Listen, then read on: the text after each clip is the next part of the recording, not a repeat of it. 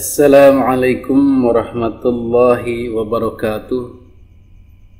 Hamdan wa syukran ala ni'amillah, wassalatu wassalamu ala rasulillah. Hadirin para netizen, pecinta Islam, pecinta NKRI. Alhamdulillah, pada kesempatan kali ini kita akan membahas tentang Banser. Kebetulan ada triggernya dari siapa lagi kalau bukan Bib Taufik, Ketua RA, yang kata Habib Kribo omongan-omongannya nggak pantas sebagai Ketua RA. Omongannya lebih kayak preman pasar, kata Habib Kribo. Lah, ini seorang Ketua RA, dan saya lihat apa?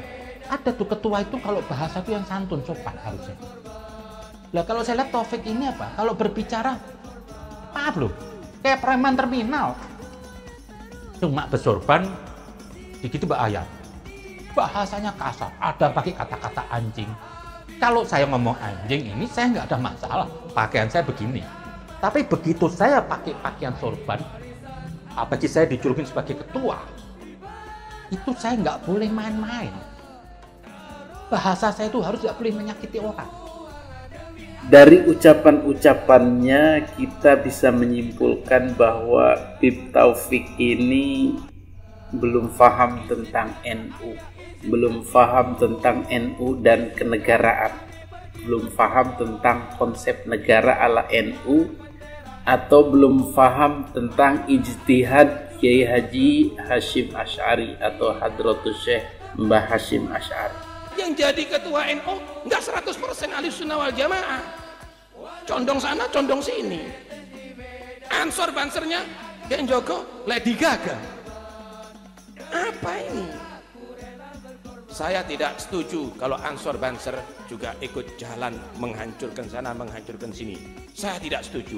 Tapi saya juga tidak setuju kalau memang ansor banser jogo gerejo. Apa untungnya? Saya juga tidak setuju kalau ansor banser itu jaga Lady Gaga. Ini adalah pelecehan Pak terhadap NU. Sindikai lambangnya NU. Sekalian pada kesempatan ini saya akan menjelaskan bagaimana pemahaman NU terhadap bangsa ini. Bagaimana konsep kebangsaan NU ini. Bukan hanya Bib Taufik saja yang gagal paham, tetapi banyak orang-orang soleh, orang-orang paham agama, orang-orang ngerti agama, tokoh-tokoh agama yang juga tidak paham tentang konsep kebangsaan NU ini, yang harusnya diadopsi bukan saja oleh NU tetapi oleh seluruh umat Islam. Seperti sudah dibahas pada video sebelumnya, konsep kebangsaan NU yang benar, yang secara langsung saya dengar diucapkan adalah dari mulut Gus Fuad. Bagaimana? Jadi ijtihad Mbah Hashim kemudian diturut atau sami'na wa ata'na oleh kiai-kiai di bawahnya, oleh orang-orang NU, adalah bahwa Pancasila itu kias daripada Piagam Madinah. Itu yang harus diingat. Itu yang harus dijadikan pegangan, dijadikan kaidah bernegara ini. Tanpa itu, maka kita akan selalu memilih antara Pancasila dan Islam, dan pada akhirnya dengan ketidaktahuan konsep ini, akhirnya karena merasa sok tahu, akhirnya saya memilih Islam. Atau walaupun tidak diucapkan, akhirnya mendikotomi dalam hati, saya memilih Islam dong. Gitu. Ini terlihat dari ucapan-ucapan para ulama-ulama yang soleh-soleh itu, yang alim-alim, yang berilmu tinggi tetapi tidak paham konsep bernegara ala NU. Kita tidak sedang membahas konsep bernegara ala Wahabi atau ala Muhammadiyah atau ala Persis, MTA, MA, dan lain-lain organisasi. Tapi yang model NU inilah yang dipegang atau diterima oleh negara Republik Indonesia. Oke, kembali ke Piagam Madinah tadi. Untuk lebih jelasnya silakan dicek di video-video kami tentang NKRI sudah dicontohkan oleh Nabi atau tentang Islam transnasional dan lain-lain. Tetapi boleh kita bahas sekali lagi. Jadi Piagam Madinah itu adalah konsep Pancasila ala Kangjeng Nabi Muhammad SAW. Kasusnya hampir mirip, di mana kekuatan Islam tidak 100% menguasai. Jadi di situ ada Yahudi, di situ ada Kristen, di situ ada aliran agama lain, ada suku bangsa lain, ada bahasa yang lain, majemuk lah. Sehingga Islam, Kanjeng Nabi Muhammad SAW dan para muslimin harus bersatu dalam keberagaman itu. Harus bisa membangun, harus bisa tinggal dalam suatu wilayah yang diurus bersama, mempunyai cita-cita bersama, tekad bersama untuk membangun bersama. Karena posisi tidak mayoritas, maka kebersamaan itulah yang diutamakan demi menciptakan kenyamanan, demi menciptakan keamanan, kenyamanan, kemakmuran bersama, dan membentuklah suatu negara Madinah. Bagaimana proses pembentukannya? Ya, tidak menang-menangan. Semua ada keterwakilan. Nabi Shallallahu Alaihi Wasallam sebagai pemimpin juga tidak menafikan agama lain, maka diangkatlah sekretarisnya itu dari Yahudi.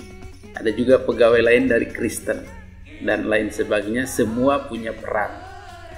Kemudian dalam perjanjian itu juga dikatakan untuk saling melindungi. Islam melindungi Kristen, Kristen melindungi Islam, Islam melindungi Yahudi, Yahudi melindungi Islam, melindungi Kristen.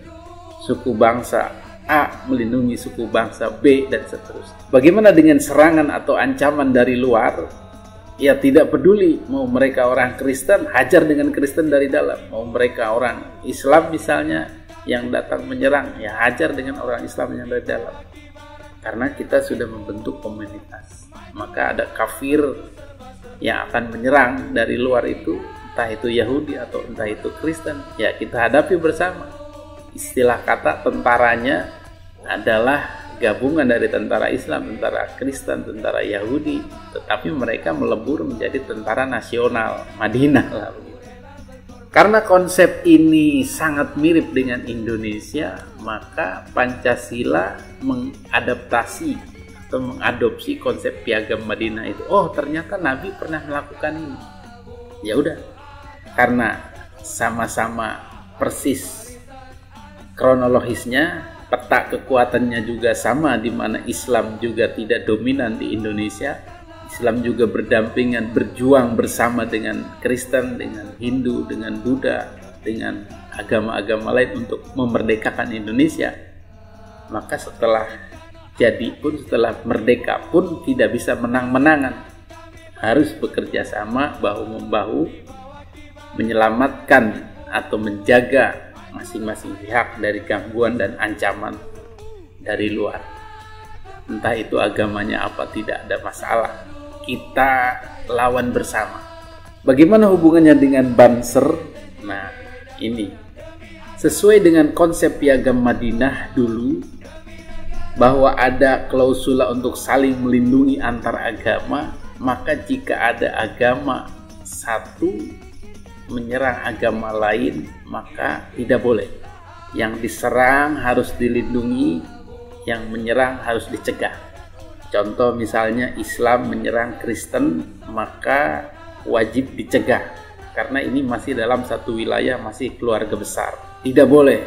Maka ketika konsep ini diterapkan dalam Pancasila pun sama. Seperti sudah kita ketahui bahwa konsep negara Pancasila ini sebenarnya tidak 100% disetujui oleh orang Islam. Kebanyakan yang menyetujui adalah NU dan Muhammadiyah. Sementara sisanya adalah pendukung negara Islam, syariat Islam, yang merasa kecewa karena keputusan NU dan Muhammadiyah untuk mengadopsi Piagam Madinah, bukan mengadopsi sistem khilafah zamannya Muawiyah atau Abbasiyah atau yang fenomenal itu misalnya Al-Fatih Salahuddin Al-Ayyubi atau khalifah-khalifah gagah berani yang menjadi imperium, itu tidak, tetapi malah meniru konsepnya Nabi. Ini yang membuat mereka kecewa. Salah satu diantaranya adalah Kartosuwiryo yang akhirnya mendeklarasikan negara Islam Indonesia NII atau Darul Islam DI TII Tentara Islam Indonesia. Cita-cita syariat Islam, cita-cita negara Islam itu sebenarnya tetap terpelihara sampai sekarang. Sehingga orang-orang ini terus berjuang mewujudkan negara Islam, baik itu formal artinya membuat negara lagi, ataupun informal artinya nggak apa-apalah negara tetap Indonesia, yang penting syariah Islam. Atau semacam Hizbut Tahrir, nggak apa-apalah negara Indonesia tapi suatu saat pemahamannya kita rubah menjadi negara Islam, khilafah Islamiyah, dan akhirnya membuang Pancasila dan demokrasi. Nah, orang-orang seperti ini akan terus berjuang hingga titik darah penghabisan, karena mereka yakin ini adalah tugas mulia jihad fisabilillah, menjadikan negara ini negara Islam dan menjadikan agama-agama lain nomor 2. Maka menghadapi orang-orang dengan konsep seperti ini, Nahdlatul Ulama sudah membentuk pasukan, yaitu yang disebut Banser. Salah satu tugasnya adalah mengamankan agama-agama lain dari serangan-serangan Islam sendiri yang beda pandangan tadi.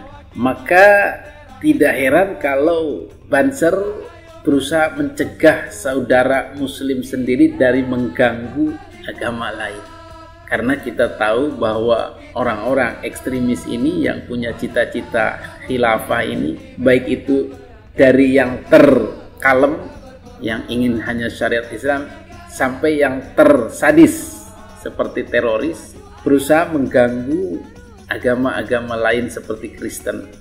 Bahkan untuk yang radikal itu sampai membom gereja, membakar, menghancurkan. Maka NU hadir di sini melalui Banser untuk menjaga komitmen kebangsaan Piagam Madinah atau Pancasila di Negara Kesatuan Republik Indonesia. Jadi itu inti pokok utamanya kenapa Banser menjaga gereja. Pada kesempatan lain pun bisa menjaga vihara, bisa menjaga pura, bahkan menjaga tempat-tempat hiburan dari penghakiman massa ini. Karena orang-orang radikal sangat tidak ingin tempat-tempat tidak Islam itu hadir dan marak, sehingga harus dinyahkan, harus dimusnahkan. Jadi begitulah kisah dibalik pentingnya menjaga gereja bagi Banser. Adapun menjaga kiai, menjaga umat Islam itu adalah tugas pengamanan biasa. Tetap saja mungkin ada orang-orang yang tidak suka dengan tokoh, dengan kiai, dengan ulama, bisa dijaga dengan Banser. Mudah-mudahan para pemirsa, netizen semua memahami konsep ini sehingga tidak terprovokasi oleh mereka yang mengatakan agama lain Kristen dibela, saudara muslim sendiri dimusuhi. Ya iyalah, karena saudara muslim ini ingin mengganggu warga negara Indonesia Kristen atau Hindu atau Buddha yang merupakan sebuah komitmen di negara kebangsaan ini untuk saling melindungi. Maka nanti umat Kristen pun yang paham dengan konsep kebangsaan ini akan menjaga masjid suatu saat jika ada mungkin dari kelompok Kristen radikal yang ingin membuat negara Kristen dan mereka benci dengan masjid dan ingin membomnya. Bisa saja terjadi seperti itu. Tetapi yang ada, yang jadi fakta adalah sementara masih kelompok Islam yang merupakan saudara-saudaranya NU yang kemudian mengganggu agama lain. Bagaimana dengan bubarkan pengajian? Membubarkan pengajian yang anti NKRI, anti Pancasila, kemudian pro khilafah atau paling tidak dikotomis identitas Islam, jadi mendahulukan atau mengajak orang untuk lebih memilih Islam ketimbang Pancasila, ini bagi Banser lebih berbahaya daripada katakanlah misalnya orang main gaple atau orang bermusik, karena efek pelanggaran terhadap komitmen kebangsaannya lebih tinggi. Adapun orang-orang bermusik, hiburan, main gaple, itu secara komitmen kebangsaan tidak mudarat atau tidak membahayakan, bisa didakwahi secara internal. Demikian mudah-mudahan difahami bahwa ucapan Habib Taufik ini sama sekali tidak mencerminkan kefahamannya kepada konsep kebangsaan, terutama konsep kebangsaan NU dan ijtihadnya Kiai Haji Hashim Asy'ari. Hadanallahu wa iyyakum ajma'in. Wabillahi taufiq wal hidayah. Assalamualaikum warahmatullahi wabarakatuh.